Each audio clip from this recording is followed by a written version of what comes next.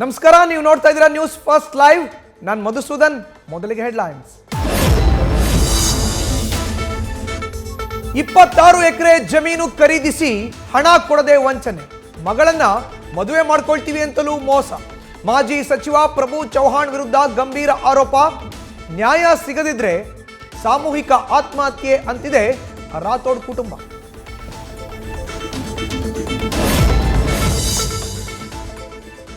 Ticket ಸಿಗಲಿ ಸಿಗದೇ ಇರಲಿ, ಮಂಡ್ಯದಿಂದಲೇ ಸ್ಪರ್ಧೆ. ತೆನೆ ಕಮಲ ಮೈತ್ರಿಗೆ ಸೆಡ್ಡು ಹೊಡೆಯುತ್ತಾರಾ ಮಂಡ್ಯ ಸಂಸದೆ?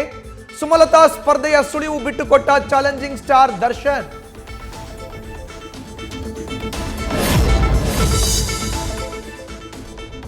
ಹಿಜಾಬ್ ವಿವಾದಕ್ಕೆ ತಾತ್ಕಾಲಿಕ ಬ್ರೇಕ್ ಹಾಕಲಿದೆ ಸರ್ಕಾರ.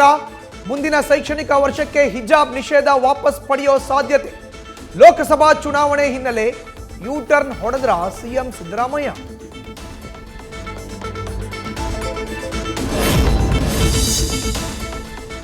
ಅಯೋಧ್ಯೆಯಲ್ಲಿ ರೆಡಿಯಾಗ್ತಿದೆ ಟೆಂಟ್ ಸಿಟಿ. ನಯಾ ಘಾಟ್ ಬಳಿ ಭಕ್ತರಿಗೆ ಉಳಿದುಕೊಳ್ಳಲು ವ್ಯವಸ್ಥೆ. ಬ್ರಹ್ಮಕುಂಡ್ ಬಳಿ ವಿಐಪಿಗಳಿಗೆ ಪ್ರತ್ಯೇಕ ಟೆಂಟ್ ಸಿಟಿ.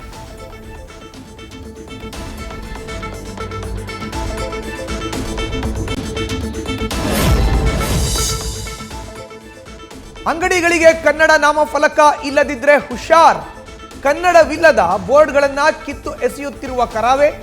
ಬೆಂಗಳೂರಿನಲ್ಲಿ ಕನ್ನಡ ಸಂಘಟನೆಯ ಜನಜಾಗೃತಿ ಅಭಿಯಾನ.